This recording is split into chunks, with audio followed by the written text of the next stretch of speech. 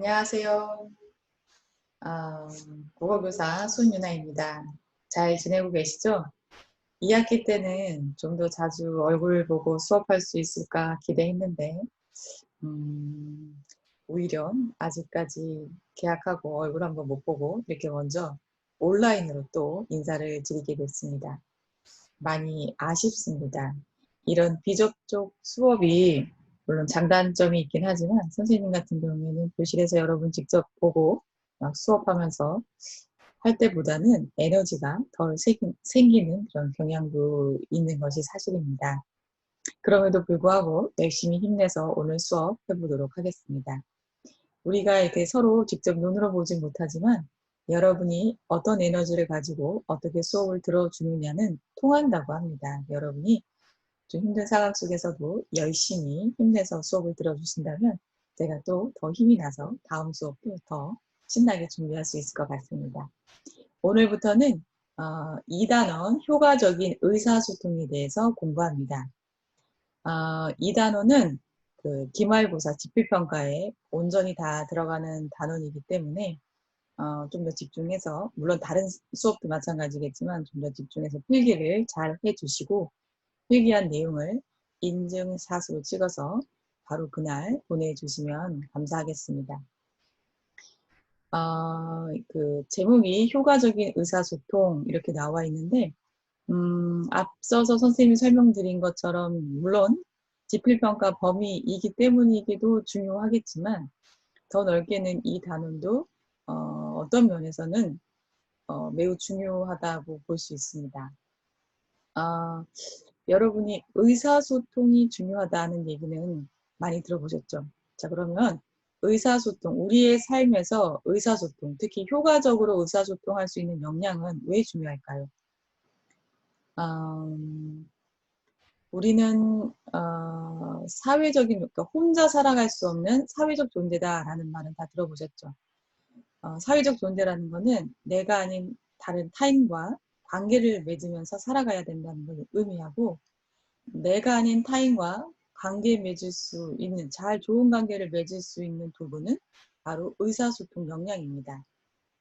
그래서 내가 누군가와 좋은 관계를 맺었을 때 우리는 행복감을 느끼고, 그럼 좋은 관계를 맺기 위해서 우리는 의사소통, 다양한, 물론 의사소통 방법에는 말하기, 듣기, 읽기, 쓰기 뭐 이런 것들이 있는데 이런 다양한 방법을 통해서 원활하게 의사소통이 가능해지면, 그리고 의사소통 능력이 좀 더 깊어지고 넓어질수록 우리는 좀 더 다양한 사람들과 좀 더 깊은 관계를 맺게 되고, 그러면서 우리의 인생은 좀 더 풍요로워진 삶을 살게 되고, 이렇게 풍요로워진 내 삶 속에서 우리는 행복감을 느끼면서 사회적 존재로 살아가게 되는 것입니다. 즉, 우리는 사회에서 존재감을 가진 존재로 살아가고 싶은 욕구가 있고, 그런 욕구를 잘 실현하기 위한 도구가 의사소통 능력이다. 그래서 우리 국어 교과목에서 중요한 목표 중에 하나가 여러분의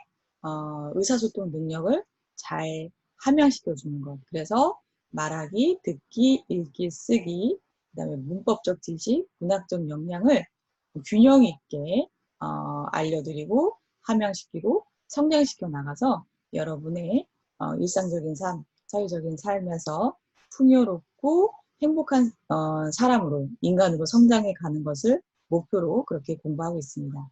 그런 의미에서 우리가 이번에 이 효과적인 의사소통 단원에서 여러분이 좀 더 깊고 좀 더 다양한 사람들하고 잘 의사소통할 수 있는 역량이 함양되기를 바라고, 그게 왜 중요하고 그 다음에 배우고 난 다음에 일상생활 속에서 실천하는 삶의 시작이 되길 바라는 마음에서 본격적으로 수업 시작하도록 하겠습니다. 교과서 166쪽입니다. 오늘은 1단원 담화의 개념과 특성에 대해서 공부하겠습니다. 이 제목에 가장 중요한 것들이 잘 드러나고 있어요. 오늘 여러분이 다른 건 다 잊어먹어도 꼭 알아야 하는 것은 담화의 개념. 그러면 설명할 수 있어야 되겠죠. 내가 생각한 것을 말로, 내 언어로 설명해낼 수 있으면 담화의 개념을 이해하고 습득한 게 되겠죠. 그리고 이런 담화의 특성은 무엇인가, 이 두 가지를 공부하는 걸 목적으로 시작해 보도록 하겠습니다. 여기 옆에 보면 교과서 67쪽에 영상이 하나 준비되어 있어요. 한번 보시면서 어떤 내용인지 보고 문제를 한번 풀어보는 시간을 가져보도록 하겠습니다. 자, 집중해서 봐주세요. 몸이 아픈 나라는 병원에 가서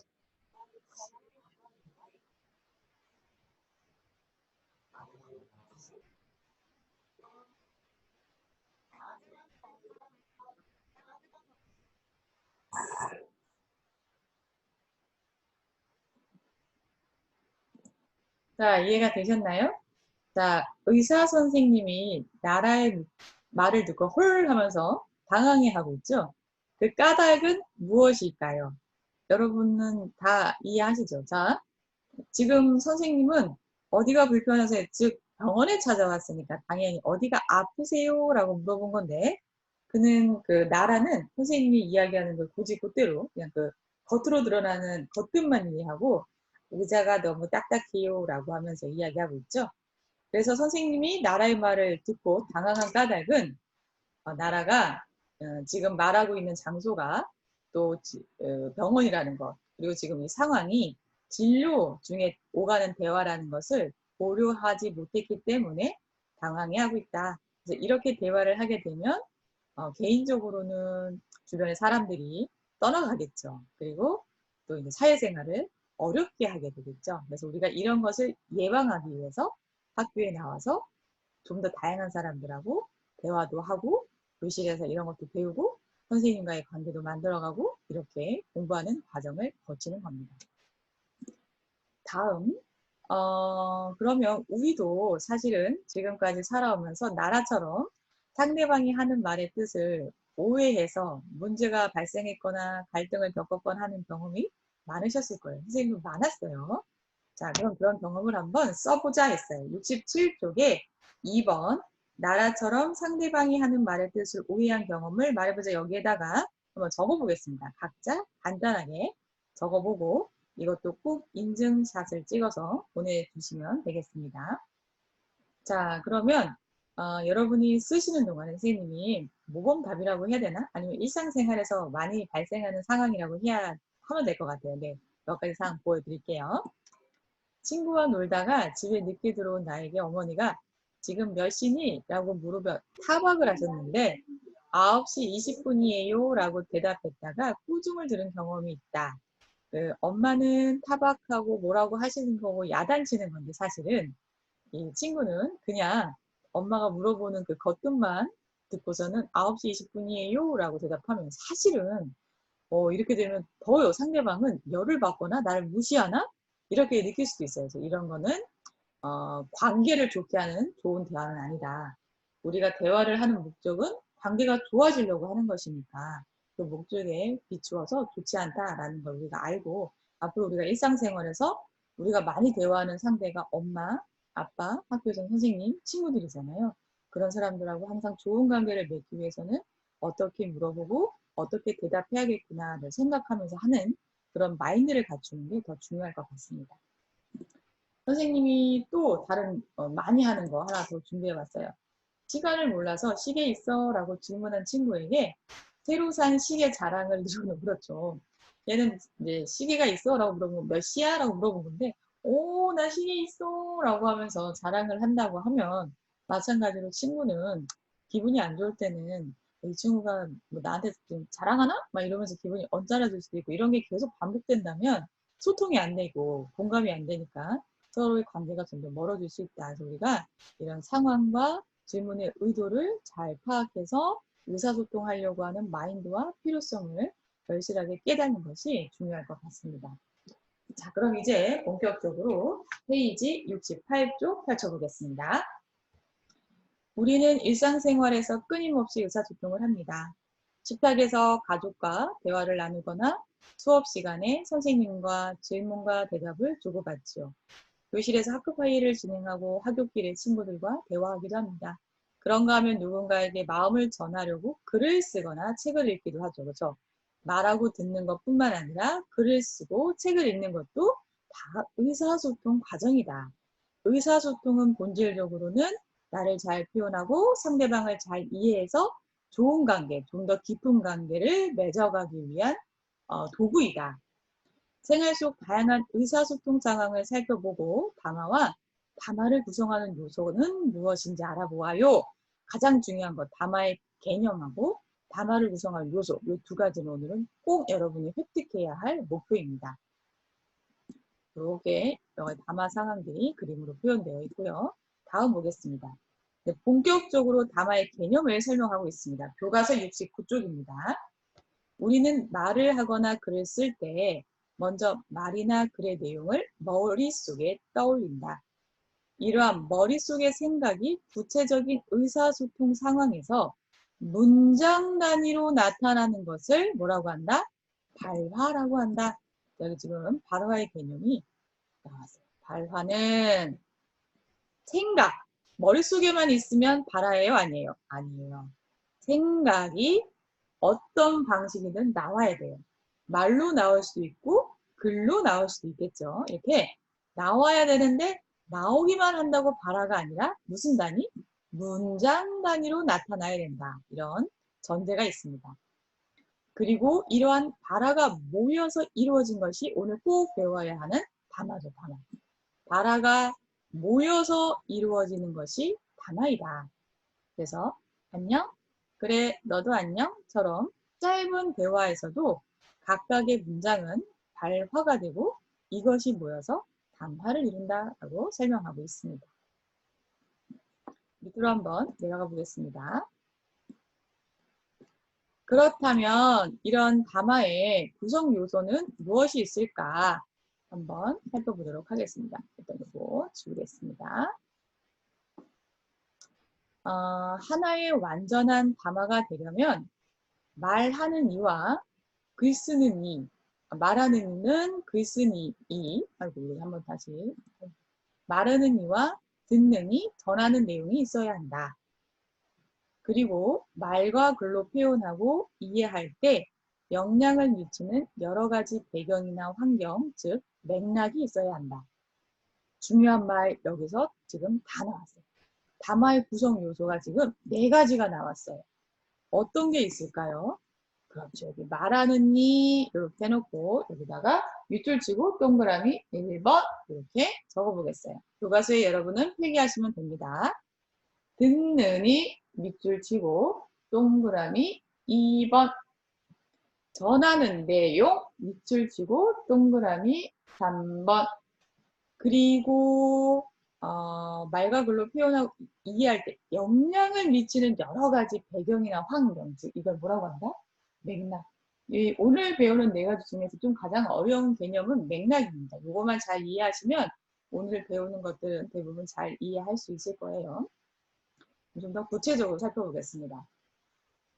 안녕? 그래 너도 안녕?처럼 교실에서 아침에 친구와 나누는 짧은 인사를 담화로 볼 수 있는 것은 여기에 말하는 이와 듣는 이가 있고 반가움과 친근함을 드러내는 내용이 있다는 거죠.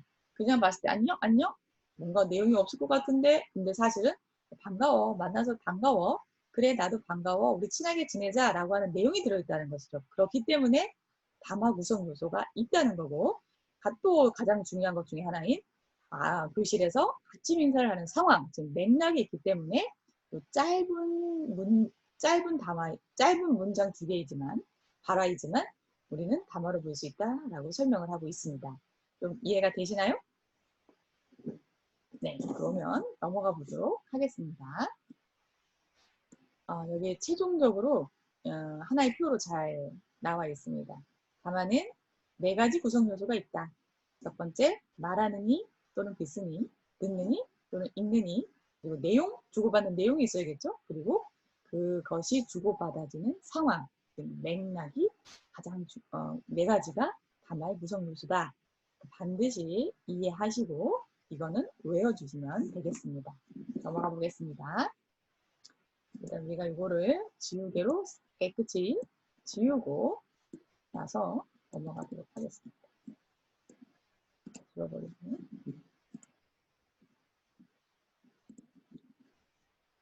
다음 장으로 넘어가겠습니다. 자, 이제 그러면 본격적으로 우리가 담화에 대해서 배웠고 담화의 구성 요소도 배웠습니다. 그러면 어떤 주어진 상황을 보고 이것이 담화가 되는지 안 되는지 파악해보고 담화라고 하면 담화의 구성 요소 4가지는 무엇인지를 파악해보는 연습을 해보도록 하겠습니다. 페이지 70쪽입니다. 자, 지훈이와 친구들은 점심시간에 복도에 붙어있는 안내문을 살펴보았다. 안내문을 보니까 제목, 자원봉사자 모집. 달빛 도서관에서 자원봉사자를 모집합니다. 다른 사람을 도우려는 따뜻한 마음씨를 가진 중학생이라면 누구나 환영합니다. 자원봉사자는 도서관 서고 정리와 열람실 청소, 그리고 어린이들에게 책 읽어주기 등의 활동을 합니다. 관심 있는 학생은 달빛 도서관 담당자에게 문의해주세요. 봉사활동 장소, 달빛 도서관. 자, 다 이해가 되셨나요? 자, 요거는 담화일까요? 아닐까요? 한번 살펴볼까요? 일단 글쓴이가 있나요? 글쓴이는 누구죠? 이게 정확하게 나와 있죠. 누가 이 글을 썼나요? 그렇죠. 달빛 도서관 담당자. 페이지 70쪽 글쓴이 부분에 같이 한번 적어 볼게요. 달빛 도서관 담당자. 네, 잘 적으셨나요? 네, 조금만 있으면 끝나요. 조금 지루하더라도 힘내서 적어보고 그때그때 해야지, 다음에 나중에 해야지 하면 더 하기 싫어지고 하다가 안 한 게 쌓이기 시작하면 더 하기 싫어져요. 근데 정말로 그때그때 해버리면 하면서 성취감도 생겨서 역량도 올라가고 더 하고 싶어지는 마음이 생긴대요. 그러니까 미루지 말고 지금 당장에 쓰고 끝내버리는 습관을 길러보도록 합시다. 자, 그렇다면 이걸 읽는 이는 교과서 70쪽 맨 위에 보면 정확하게 잘 나와 있어요. 이거는 뭐라고 나와 있어요? 그쵸? 지훈이와 친구들이라고 나와 있죠? 예, 이렇게 적어보겠어요. 70쪽 글쓴이 밑에 빈칸에 읽는이 옆에 지훈이와 친구들. 네, 다음은 안내문의 주된데요. 이 글에서 안내문에서 전달하고자 하는 내용이 뭔가 뭐예요? 그쵸? 뭐 때문에 이 글을 썼어요? 그렇죠. 달빛 도서관에서 누구를 모집한대요? 자원봉사자를 모집함이라고 적으시면 돼요. 거기 안내문의 주된 내용 빈칸에 한번 적어볼게요. 같이. 달빛 도서관에서 자원봉사자를 모집함. 네, 잘하셨습니다. 그 다음에 조금 어려운 게 맥락이에요. 이 맥락은 시간적 상황과 공간적 상황이 있는데 이 글은 또 쉬워요. 왜냐하면 내용이 다 나와 있어요. 시간은 언제라고 나와 있냐면 아까 그 첫 줄에 점심시간에 복도에 붙어있는 안내문을 살펴보았다 다 나와 있죠. 시간은 언제예요? 그렇죠. 점심시간. 공간은 어디예요? 그렇죠. 학교 복도. 너무 쉽죠. 자, 그러면 이렇게 4가지가 다 충족이 되니까 당연히 이 글은, 이 안내문은 담화가 되는 거죠. 그래서 우리는 담화를 살펴봤고 담화의 구성 요소를 확인했고 또 무엇인지까지 글로 써봤습니다. 이렇게 되면 우리가 이제 앞으로는 어떠한 글이든지 담화인지 아닌지 파악할 수 있고 또 담화라고 하면 담화의 구성 요소 4가지가 있는지 없는지 확인하고 무엇인지 파악할 수 있는 역량이 향상됐으리라 믿고 두 번째 문제, 오늘의 마지막 문제입니다. 함께 풀어보면서 수업 마치도록 하겠습니다. 페이지 71쪽입니다. 다음 장면을 보고 담화의 구성 요소를 알아보자. 장면을 보겠습니다. 지훈이는 학교를 마치고 집에 가는 길에 달빛 도서관에 들렀다. 안녕하세요. 안녕하세요. 무엇을 도와드릴까요? 자원봉사자 모집 안내문을 보고 왔는데요. 봉사활동 할 수 있나요? 네, 신청하고 싶은 날짜는 언제인가요? 다음 주 토요일이요. 아, 그럼 그날 오전 9시까지 1층 열람실로 오세요. 알겠습니다. 그러면 다음 주 토요일에 올게요. 네, 안녕히 가세요. 자, 잘 간단하게 읽어봤습니다.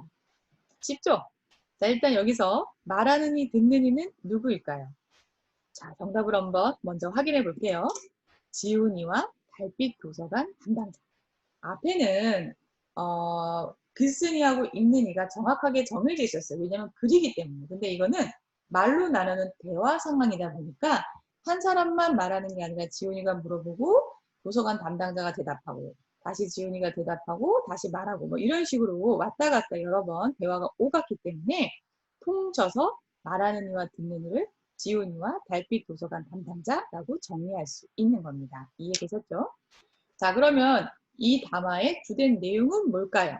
지훈이가 도서관에 왜 찾아갔나요? 그렇죠. 봉사활동 예약을 하기 위해서. 그래서 직접 찾아가서 날짜와 시간을 정함으로써 봉사활동을 예약하고 오는 내용입니다. 자, 이제 가장 또 중요하다고도 할 수 있고 조금 힘들다고도 할 수 있는 맥락 찾기 마지막으로 해볼게요. 자, 이 담화에서 시간적 맥락, 시간적 상황은 이것도 마찬가지로 교과서 71쪽 맨 위에 보시면 나와 있어요. 지훈이는 학교를 마치고 학교를 마쳤다고 했으니까 뭐가 돼요? 방과 후. 공간은 너무 쉽죠. 어디서 이 대화가 주고받았나요? 그렇죠. 달빛 도서관입니다. 이렇게 해서 오늘 우리는 페이지 71쪽까지 함께 공부를 해봤습니다. 쉽죠? 가장 중요한 담화. 담화가 무엇이다? 여러분이 스스로 설명할 수 있어야 합니다. 그리고 담화를 잘 설명하기 위해서 발화의 개념이 나왔어요. 그럼 발화가 뭐다도 설명할 수 있어야 됩니다.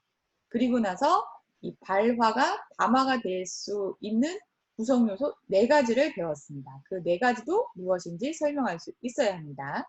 다음 시간에 퀴즈 한번 내보려고 하고 있으니까 오늘 꼭 반드시 이해한 거 개념화하고 스스로 설명할 수 있도록 하고 외우고 그리고 페이지 오늘 67쪽부터 71쪽까지 인증샷 찍어서 과제 제출해 주시기 바랍니다. 여러분 오늘도 고생 너무 많았습니다. 건강하게 이 코로나 시기 잘 극복하고 우리 학교에서 반갑게 만났으면 좋겠습니다. 여러분 안녕.